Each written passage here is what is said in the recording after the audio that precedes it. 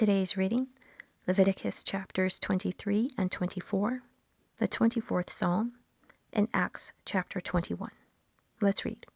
Leviticus chapter 23. And the Lord spake unto Moses, saying, Speak unto the children of Israel, and say unto them concerning the feasts of the Lord, which ye shall proclaim to be holy convocations.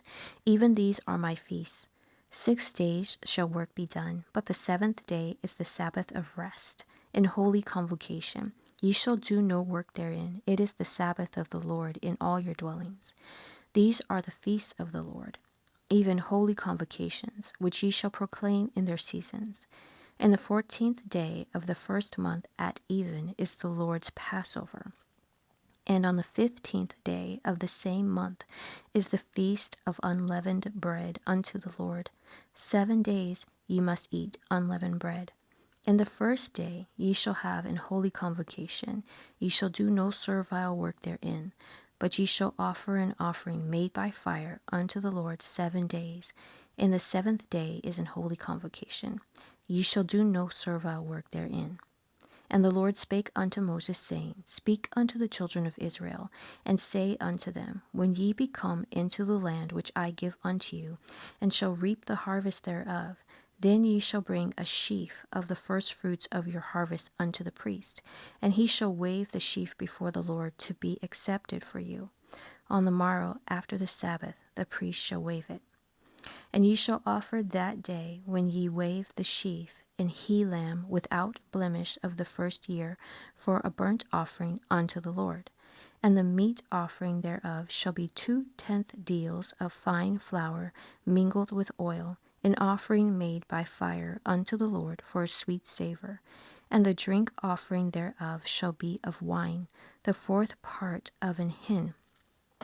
And ye shall eat neither bread, nor parched corn, nor green ears, until the selfsame day that ye have brought an offering unto your God. It shall be a statute forever throughout your generations in all your dwellings.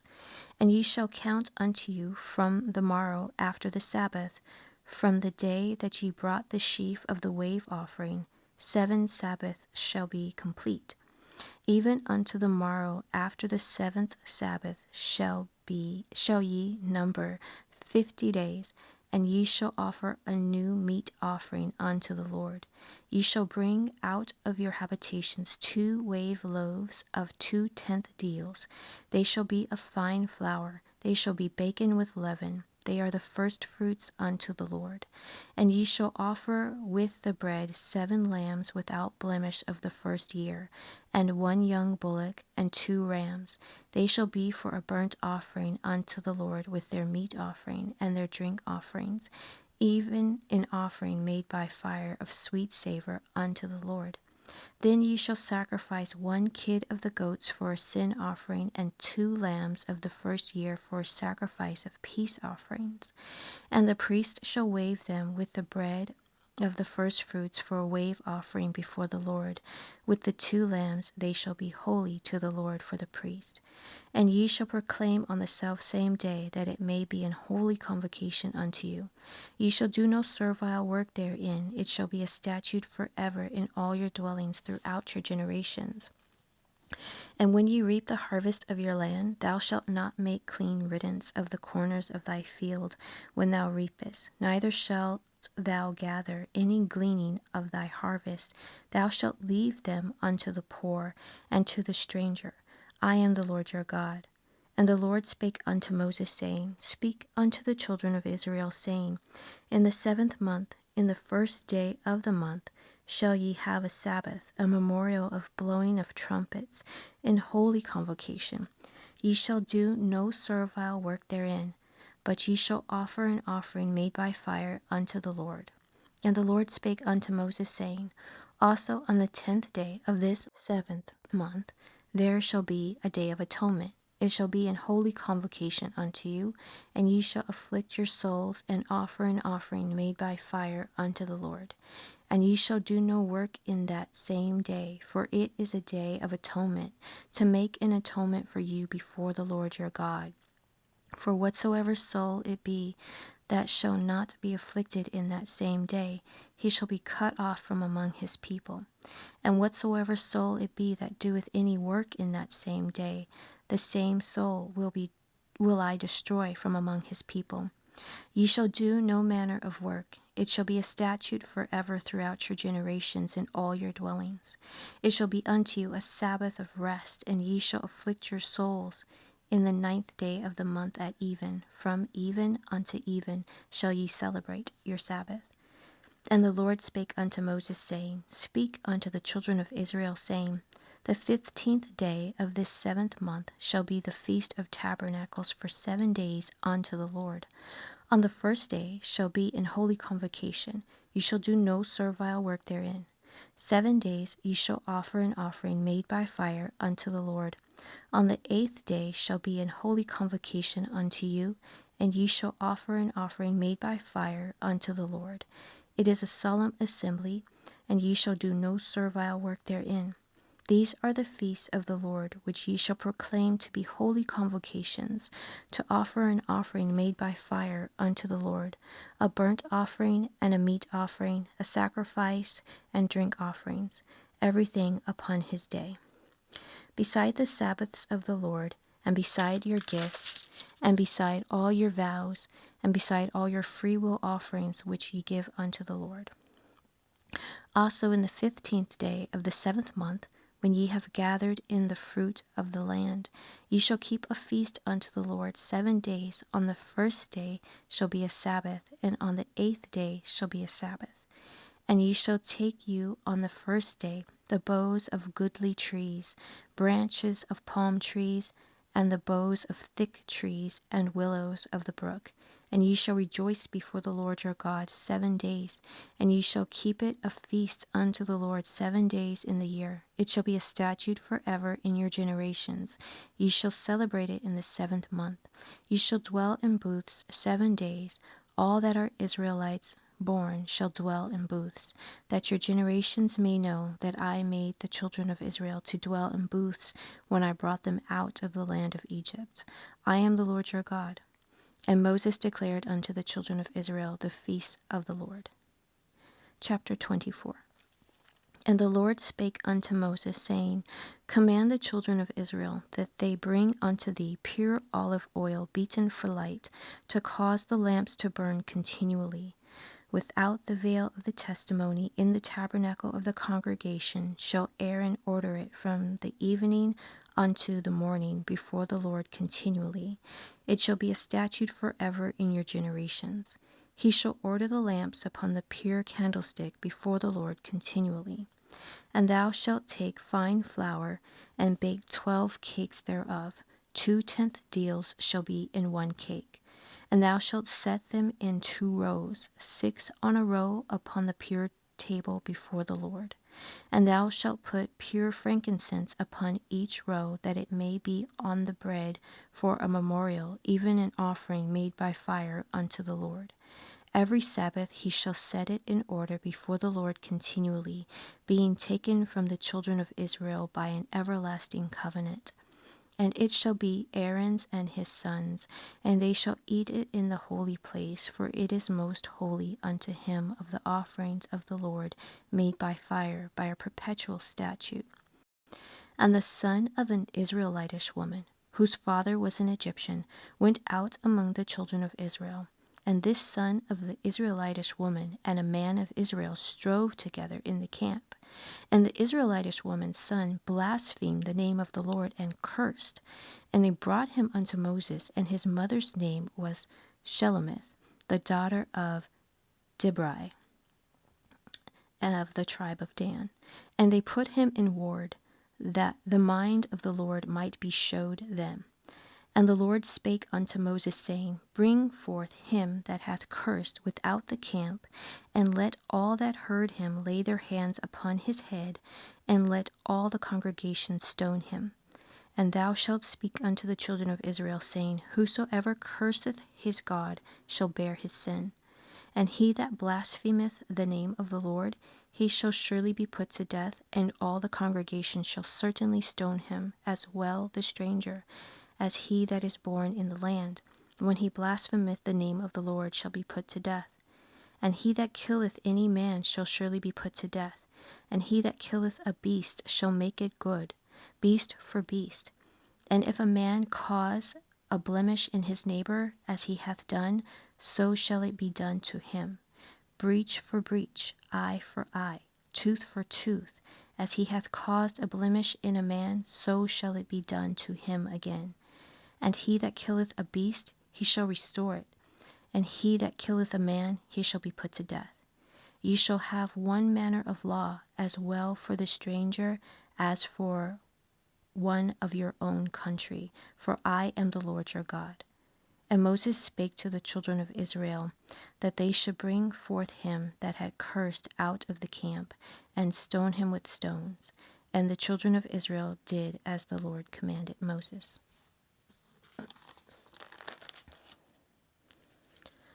The 24th Psalm. The earth is the Lord's, and the fullness thereof, the world and they that dwell therein. For he hath founded it upon the seas, and established it upon the floods. Who shall ascend into the hill of the Lord? Or who shall stand in his holy place? He that hath clean hands and a pure heart, who hath not lifted up his soul unto vanity, nor sworn deceitfully. He shall receive the blessing from the Lord, and righteousness from the God of his salvation.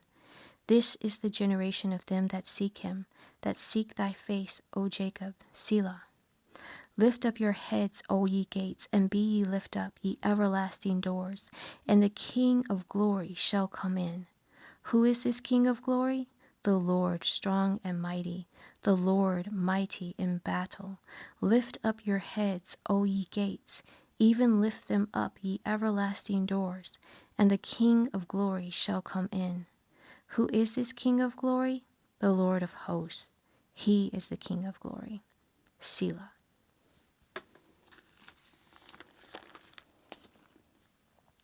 Acts chapter 21. And it came to pass that after we were gotten from them and had launched, we came with a straight course unto Coos, and the day following unto Rhodes, and from thence unto Patara. And finding a ship sailing over unto Phoenicia, we went abroad and set forth. Now when we had discovered Cyprus, we left it on the left hand, and sailed into Syria, and landed at Tyre, for there the ship was to unlade her burden. And finding disciples, we tarried there 7 days, who said to Paul through the Spirit that he should not go up to Jerusalem. And when we had accomplished those days, we departed and went our way, and they all brought us on our way, with wives and children, till we were out of the city, and we kneeled down on the shore and prayed. And when we had taken our leave one of another, we took ship, and they returned home again. And when we had finished our course from Tyre, we came to Ptolemais, and saluted the brethren, and abode with them 1 day. And the next day we that were Paul's company departed, and came unto Caesarea. And we entered into the house of Philip the evangelist, which was one of the 7, and abode with him. And the same man had 4 daughters, virgins, which did prophesy. And as we tarried there many days, there came down from Judea a certain prophet named Agabus. And when he was come unto us, he took Paul's girdle, and bound his own hands and feet, and said, Thus saith the Holy Ghost, So shall the Jews at Jerusalem bind the man that owneth this girdle, and shall deliver him into the hands of the Gentiles. And when we heard these things, both we and they of that place besought him not to go up to Jerusalem. Then Paul answered, What mean ye to weep and to break mine heart? For I am ready, not to be bound only, but also to die at Jerusalem for the name of the Lord Jesus. And when he would not be persuaded, we ceased, saying, The will of the Lord be done. And after those days we took up our carriages, and went unto Jerusalem. There went with us also certain of the disciples of Caesarea, and brought with them one Nason of Cyprus, an old disciple with whom we should lodge. And when we were come to Jerusalem, the brethren received us gladly. And the day following, Paul went in with us unto James, and all the elders were present. And when he had saluted them, he declared particularly what things God had wrought among the Gentiles by his ministry. And when they heard it, they glorified the Lord, and said unto him, Thou seest, brother, how many thousands of Jews there are which believe, and they are all zealous of the law.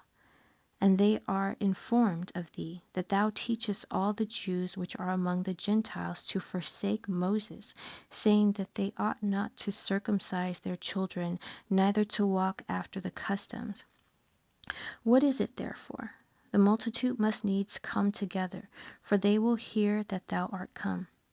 Do therefore this that we say to thee.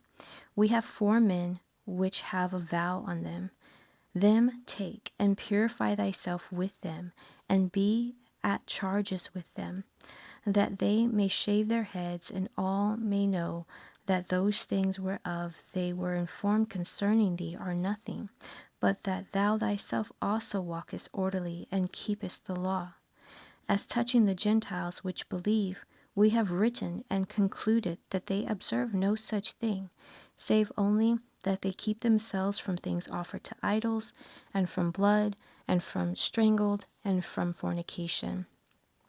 Then Paul took the men, and the next day, purifying himself with them, entered into the temple to signify the accomplishment of the days of purification, until that an offering should be offered for every one of them. And when the 7 days were almost ended, the Jews which were of Asia, when they saw him in the temple, stirred up all the people, and laid hands on him, crying out, Men of Israel, help! This is the man that teacheth all men everywhere against the people and the law and this place, and further brought Greeks also into the temple, and hath polluted this holy place. For they had seen before him in the city Trophimus an Ephesian, whom they supposed that Paul had brought into the temple. And all the city was moved, and the people ran together, and they took Paul and drew him out of the temple, and forthwith the doors were shut. And as they went about to kill him, tidings came unto the chief captain of the band that all Jerusalem was in an uproar, who immediately took soldiers and centurions, and ran down unto them. And when they saw the chief captain and the soldiers, they left beating of Paul. Then the chief captain came near, and took him, and commanded him to be bound with 2 chains, and demanded who he was, and what he had done. And some cried one thing, and some another among the multitude. And when he could not know the certainty for the tumult, he commanded him to be carried into the castle. And when he came upon the stairs, so it was that he was borne of the soldiers, for the violence of the people. For the multitude of the people followed after, crying, Away with him! And as Paul was to be led into the castle, he said unto the chief captain, May I speak unto thee? Who said, Canst thou speak Greek? Art not thou that Egyptian which before these days madest an uproar, and leddest out into the wilderness 4,000 men that were murderers? But Paul said, I am a man which am a Jew of Tarsus, a city in Cilicia, a citizen of no mean city, and I beseech thee, suffer me to speak unto the people. And when he had given him license, Paul stood on the stairs, and beckoned with the hand unto the people. And when there was made a great silence, he spake unto them in the Hebrew tongue, saying,